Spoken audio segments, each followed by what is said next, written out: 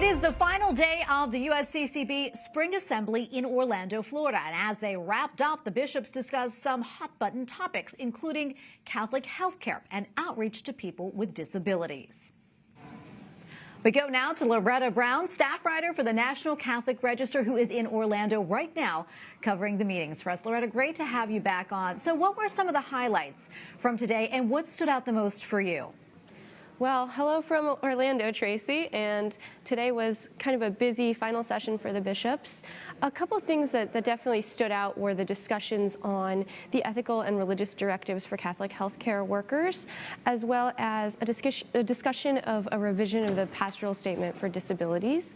And the bishops just had kind of robust discussions surrounding those issues, certainly some sensitive, cultural hot-button topics, particularly with the directives regarding, healthcare because of addressing gender dysphoria, kind of incorporating their doctrinal note from March into that, which talks about, gender dysphoria and a proper response with the understanding of the dignity of the human person and church teaching on that matter, while still being, obviously sensitive to the issues that people face. And Lauretta, also, can you tell us about the discussions on the pastoral statement on persons with disabilities in the life of the church, and why does that does it need to be updated?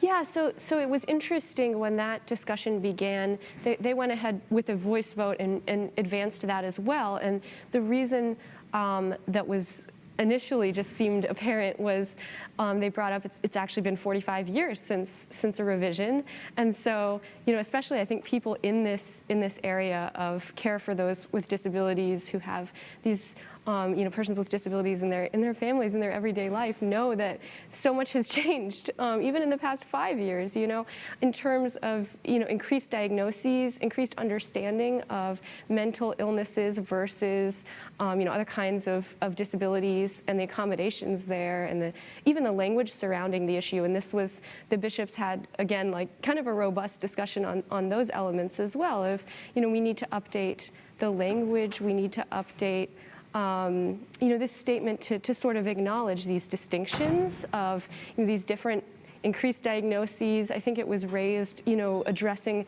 concerns of family members of people with autism, as autism diagnoses have been on the rise. And so just understanding, how much has changed, and also just the recognition that the church really, persons with disabilities are a big part of the church, and that needs to be reflected in the pastoral statement. That needs to be recognized and up to date with the best information.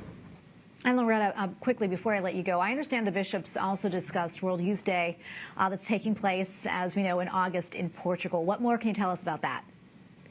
Yeah, so that was an update we received from those kind of involved in organizing World Youth Day from the U.S. side of things. And it sounds like they're going to have a big turnout up from the World Youth Day in Panama. I believe the number was 26,000 registered pilgrims, which is exciting to consider. They also talked about, synodality is a word that keeps coming up among the bishops in light of kind of the Pope's emphasis on that. But they discussed for World Youth Day how there will be dialoguing with bishops. Well, Lauretta, thank you so much for coming on today. We really appreciate it. Lauretta Brown, staff writer for the National Catholic Register. Thank you again.